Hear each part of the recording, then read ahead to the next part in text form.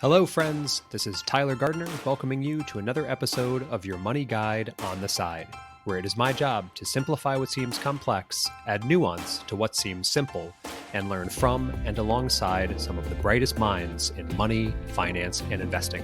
So let's get started and get you one step closer to where you need to be. My guest today is Dan Brigham, also known as Dan the Budget Man on Instagram and TikTok.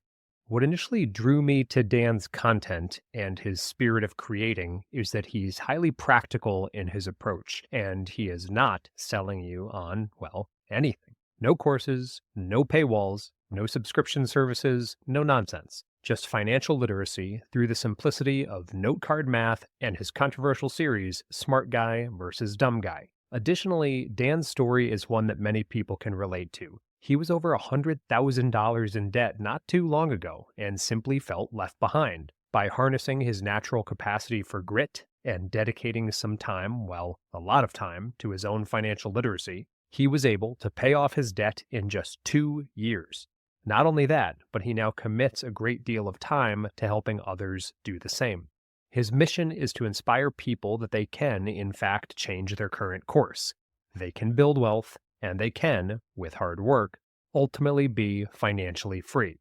But, and perhaps this is really what drew me to inviting him on the show, he does not want to hear excuses, and he believes that's truly one of the first things that needs to go. So without further ado, a conversation with Dan Brigham about debt, Dave Ramsey, dealing with the daily grind that all of us have to face, and figuring out what success actually looks like.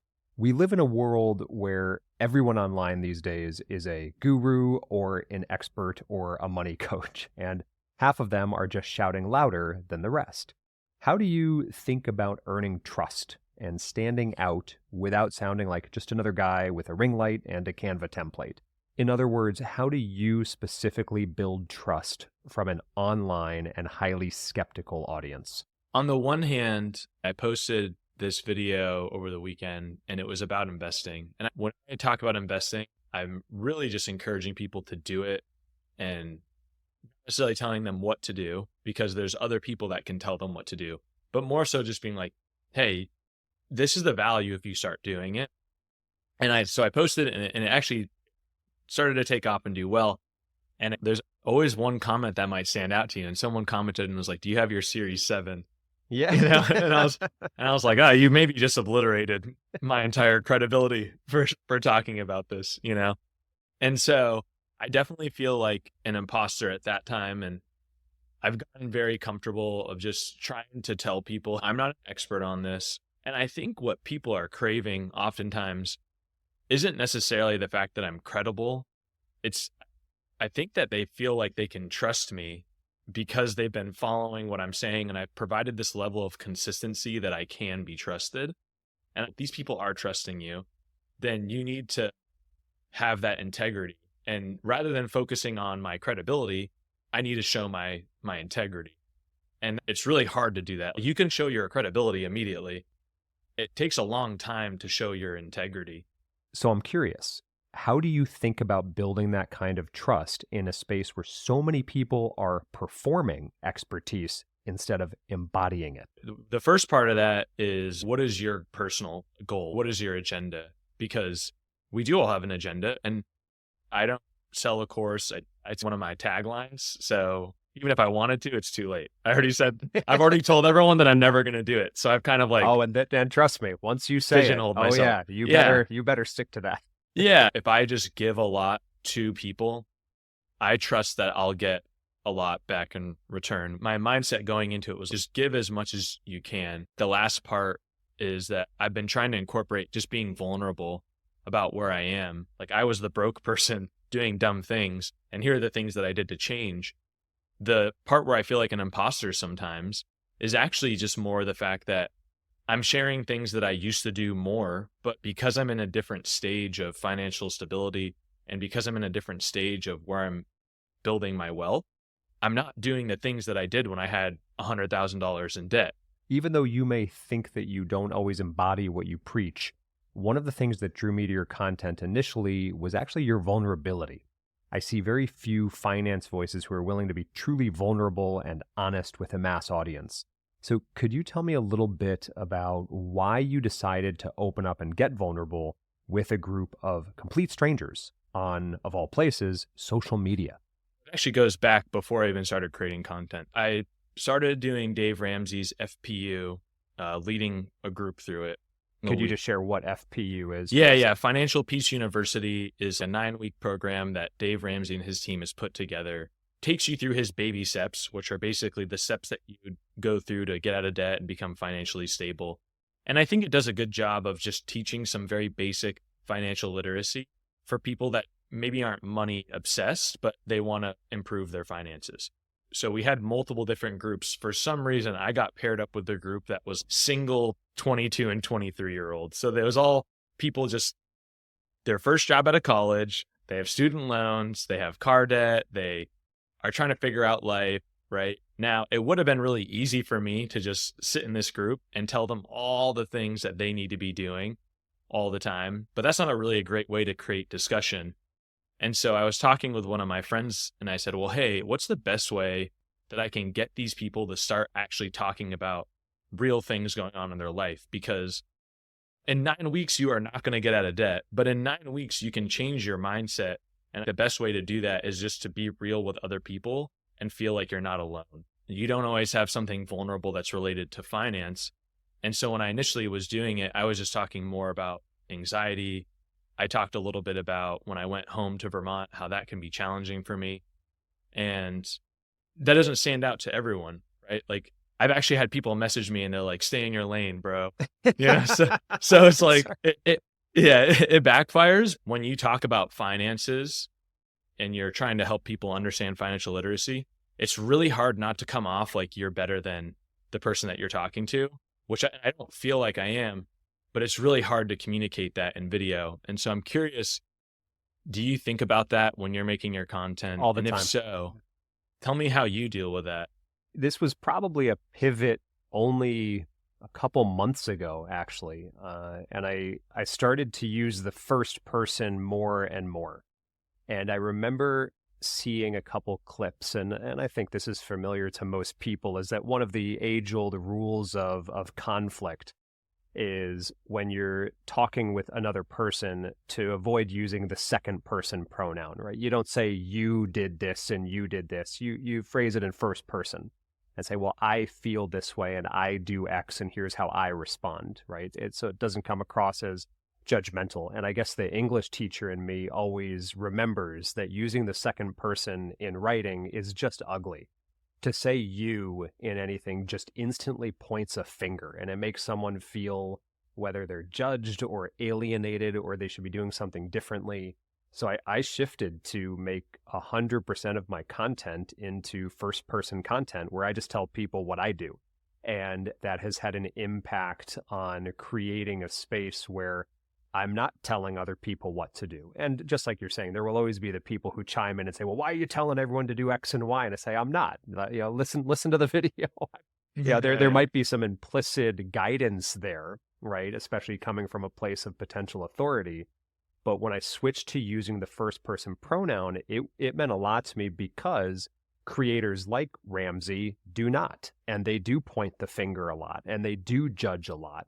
And now I don't want to judge the judgers, if you will, but I do always want to create a space, just like you're saying, where it's, I don't care what you do. I really don't. I mean, I'm creating just to offer some type of guidance of here's how I've thought about things. Here's what's worked for me in the past.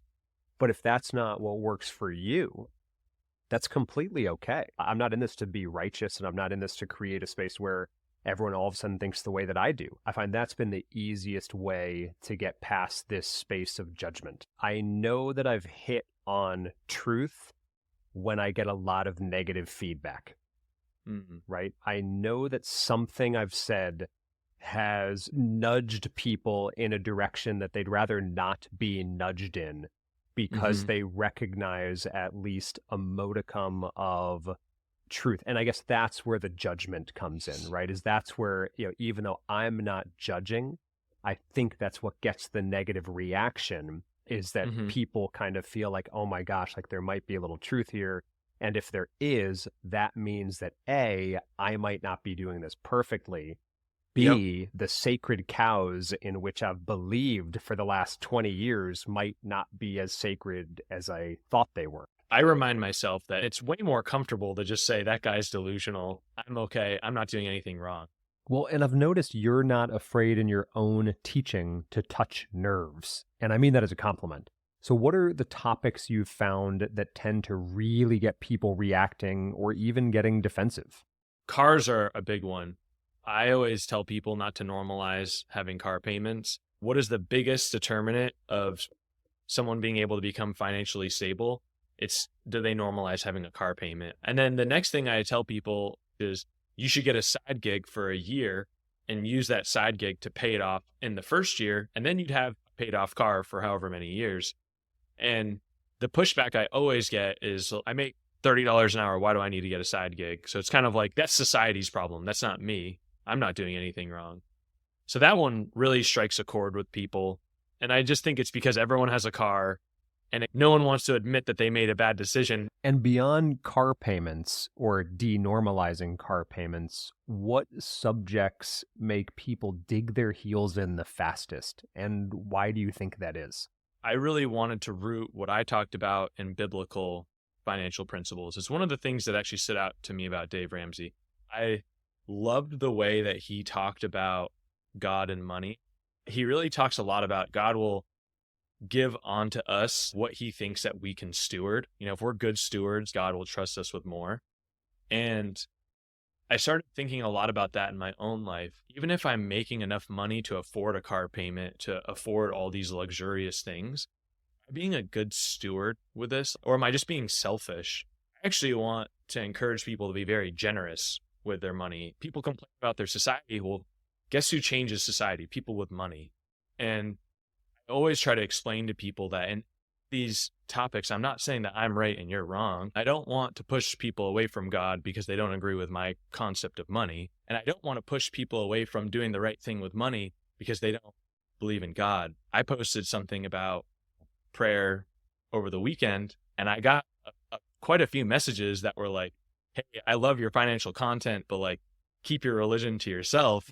Sometimes you think that something is not going to be a hot button issue when you talk about it, and it ends up being the most controversial thing you've ever posted. Absolutely. Unfortunately, the truth is that you matter nothing to any of these people, and we just have to accept that. Going back to what your dog piece, like I have a dog, and if I were to put up a post of him, I would be very hesitant because I'd say to myself, well, what value does this provide to them? My wife is really tough on me about that. It's helpful having a voice of reason who's been doing content for a long time to just kind of remind me that they owe you nothing.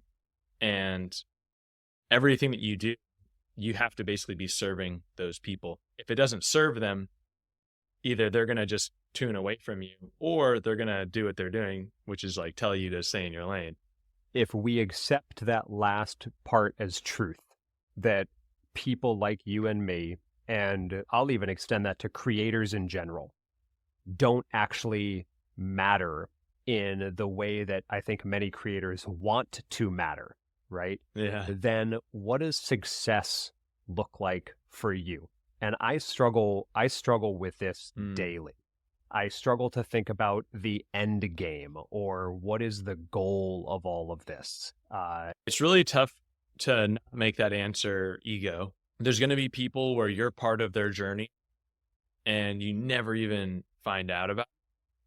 But when you do, I think it's really embracing that. I had a guy that I talked to maybe like a month ago, and he's in a pretty tough financial situation. Those Affirm and buy now, pay laters, he had like 4 or 5 of those on top of, he did a debt consolidation. So he had like big lump sum, just all these things. And when I sat down with him, the reality was that he didn't make enough money to pay for all of his bills and debt payments, let alone spend $1 on anything that he wanted.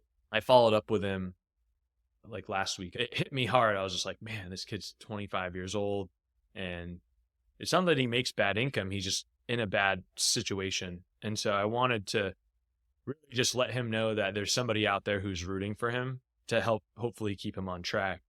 And he got a side gig driving trucks on the weekend. So he's going to be making $2,500 more a month. And he's already paid off one of the buy now, pay later loans. So he's already making that progress. And the entire journey, I'm actually, I'd say less than 1%, but like that stuff is incredibly rewarding. Did you get a lot of purpose when you were teaching? I don't know what grade you were teaching, but you said you were teaching predominantly English high school, predominantly high school students. Did you get a lot of purpose out of that? Tons. But was it because they were right there and you got to follow along? It was because I thrive on shared positive energy. I think that I would tell, and I miss this dearly. I really do. I miss interacting with a number of people who are in a room together with a shared purpose. I can't think of anything that I have found to date that gives me more lasting fulfillment than any amount of time where you just know a group of people have come together and shared something emotionally or intellectually engaging and lasting. And it was usually surrounding literature. This had nothing to do with personal finance. So going back to your point about vulnerability and opening up with people and kind of alongside people. But maybe it's like the segue for you to find that group of people. There's opportunities for you to get that same sort of impact of getting a group of people together to be vulnerable. And the content creation is just your way of spreading the word to get those people slotted into that group. Building a group is really tough. You know, high school people are forced to go there, but just building something where people have their free time and they want to spend it doing that group is actually really tough. And I think that you've done a really good job of building a large community where you probably create something like that group. I don't know what it would look like, but yeah, I'm intrigued by finding that space. And I think that's why I ask. You know, I don't ask what your definition of success is, thinking that there's a set answer, obviously, for you or for anybody, as much as I'm curious. I'm very curious what we use attention for these days. The goal of any good sales is get attention and direct it towards your product. So it's one thing to get the attention, but then what if you don't know what your product is? And similar to you, the very last thing I want to do is to create a product that is superficial or ego-driven or short-sighted, but rather something that really does hold water and has merit and lasting value. But that end game is what I'm really interested in, is what is driving all of it. I think it's okay to have some ego involved. Going back to your teacher example, hey, I get a lot of purpose out of creating this space. Someone could argue, so your ego feels like you need to create this space and be the one that like you can make that argument for anything. There's no selfless action. For me personally, I do need to support myself financially, right? Like I've got a kid on the way, I've got a family. As much as I'd love to do all this for free and not worry about money, like I am also a human that needs money. So a world where I'd love to be able to fund my lifestyle off of this, not from a perspective of greed, but just sustaining, that motivates me to do this. But then the reason why it motivates me is because I get way more purpose out of those small moments, out of hopefully inspiring people to be better with their money. I've gotten a lot of purpose out of sharing my story with other people. I want to shift gears for a second because I know you and I could talk about the why behind our work all day, but I'm also curious about the where. You're in Austin, Texas, which has become this fascinating intersection of finance and media and creators. I ask mostly because I'm envious being up here in forever Winterland, Vermont, but tell me a little bit about what the content creator scene looks like down there right now. I have a friend who has a company, they have a program called Cut 30. I didn't actually do it, but essentially it's like a 30-day boot camp. I think it's 30 days. I might be messing this up, but it's like a 30-day boot camp where you can learn to become a content creator. But it was basically a panel for creating systems and processes and ways to monetize your page. Actually wasn't a great event for me personally, just because I have a process of making content and I don't want to monetize the way that they wanted to. What were some of the things that they were proposing? Was this our common slate of Yeah, the common slate. If you've never made content before, it was a great sort of introduction. The stuff that I got out of it was just meeting other people who are doing that stuff, and it's always nice to be able to connect with people who are like living that roller coaster of what it's like. I'd say you and I are very fortunate. Like, I mean, you've absolutely dominated the financial space, but even at my size, I feel like I've done something that very few have been able to get to. And when I went to that event, I actually gained more gratitude for just how many people are grinding and like stuck, just not growing at all. This seems to relate to money perfectly. It's so easy to sit there and think that you suck, to sit there and think that your content is garbage because there's someone better than you out there, because there's someone that through whatever metrics you're trying to find success, someone looks like they're doing it better or has put together a more curated newsletter or whatever it is. And this is my long-winded way of saying, you brought up the word dominated to talk about my financial content. I don't see that at all. At all. All I see are people who are, in my mind, dominating this space and doing it 1,000 times better than I'm doing it. And so we have to be able to measure our performance and our standards versus ourselves and not fall into the finance trap that so many of us do of saying, look, even if you have $1 million, well, wait a minute, now my neighbor's got 2 million. And so it's just the equivalent of keeping up with the Joneses. And changing what your goals are. At one point, I just wanted to get out of debt. And then I got out of debt. And then I wanted to just have a house. And then I wanted a bunch of houses. We're all guilty of that. It happens in health and wellness too, right? Like a guy gets obsessed with going to the gym and just wants to lose weight. And then he gets obsessed with being the biggest guy at the gym. We're just wired to naturally want more. That's a good thing because it forces us to improve ourselves. But gratitude is just such a struggle, which is why those walks in the morning, I go and I pray. I actually spend a bunch of time just focusing on what am I grateful for today? And every day I have to tell myself something I'm grateful for, because there's no way that I can't think of a single thing. It's kind of helped me ground myself both in content creation, in my financial journey, with my relationships with other people, kind of in every aspect of my life. Every time I need a reminder of that, I always go back to the game of, let's just say that right now you have $100 million, or call it whatever amount of money you want. What would you be doing with your time? Back to the fact that I'm a raging introvert. I feel like I've been able to do it very cheaply. You know, walking my dogs for me is actually very fulfilling, and it ends up being enough in a lot of ways. All right, so stepping away from me, my walks in the woods, etc., I'm curious, is there a belief or idea about money that you really wish more people understood? There's basically two types of people. One is the person that focuses on society's problems. And then the other person says, okay, well, society has problems, but I can focus on the problems of my own life. And you can't control society's problems. Like the example would be, you could spend your whole life dedicated to trying to fix climate change. And most likely you as an individual person are not going to impact this.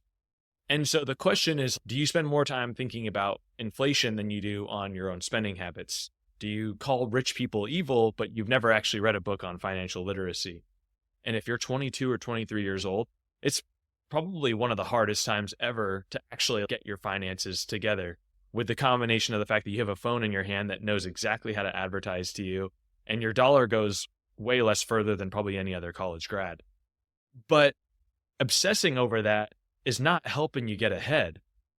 You force everyone to focus on society. Like, what an ego that you must have to not think that you can't improve your own life at all. If anyone from Gen Z is listening to this show, I am sure that the term boomer is echoing throughout their minds in reference to what you just said.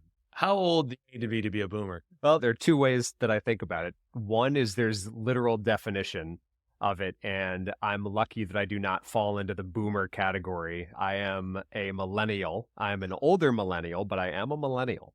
But I don't see boomer used in any way other than just referring to anybody that's preaching traditional nonsense versus whatever the new wave is. I understand the implications that if I'm going to say anything anti-crypto, I'll instantaneously be lumped in with every other boomer in the world who's telling you to keep your cash under your mattress.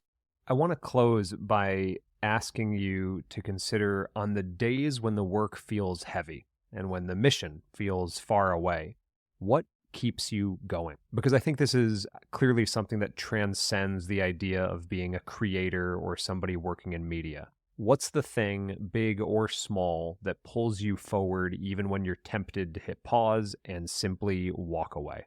I didn't really start posting on Instagram until October. And pretty much out of the gate, I just started having a ton of success. Very easy to stick with it when that's happening, but almost like too much too fast, where now I still get pretty good engagement. I'm not growing as fast as I was then.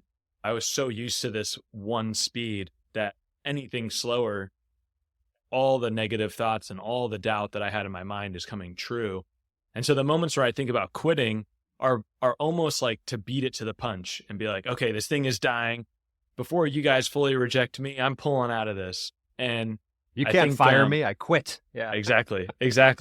So I think I deal with that quite a bit. My wife is really good about just being like, one, your stuff is doing really well. Two, you are going to at some point experience a down period of time. And she is a little bit sassy with me. She'll be like, and if you can't handle that, then maybe this isn't for you, Sounds like that's a good partner right there. That's fair. You have to have a little bit of a thirst for pain.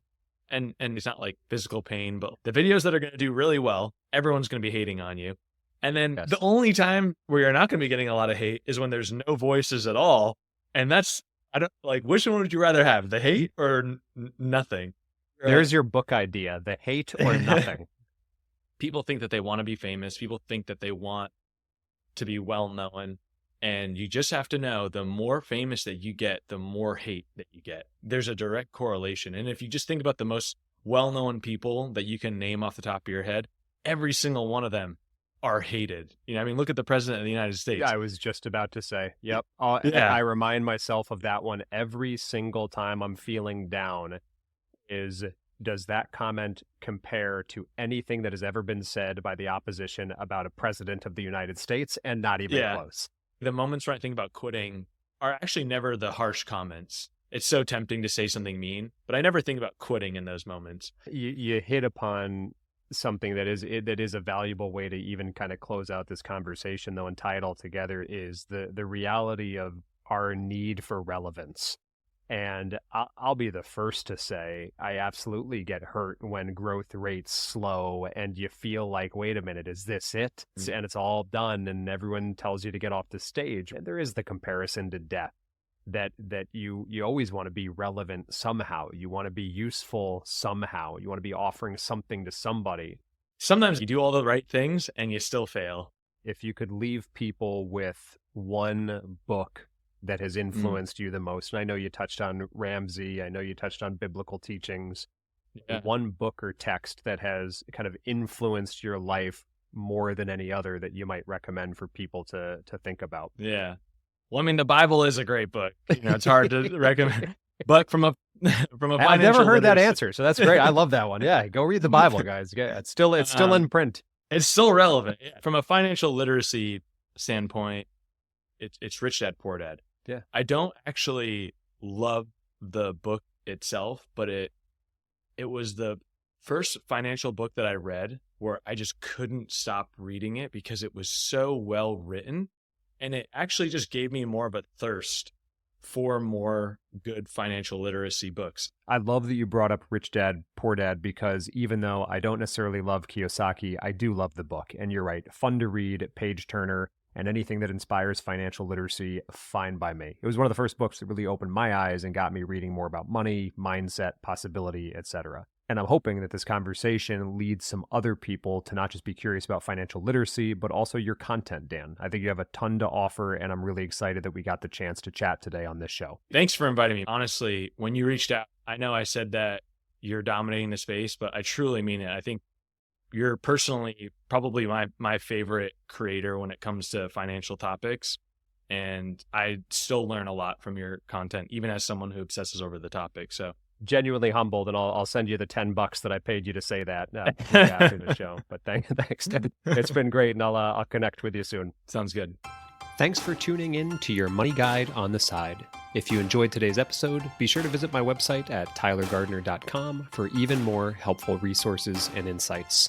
And if you are interested in receiving some quick and actionable guidance each week, don't forget to sign up for my weekly newsletter, where each Sunday I share 3 actionable financial ideas to help you take control of your money and investments. You can find the sign-up link on my website, tylergardner.com, or on any of my socials at socialcapofficial. Until next time, I'm Tyler Gardner, your money guide on the side, and I truly hope this episode got you one step closer to where you need to be.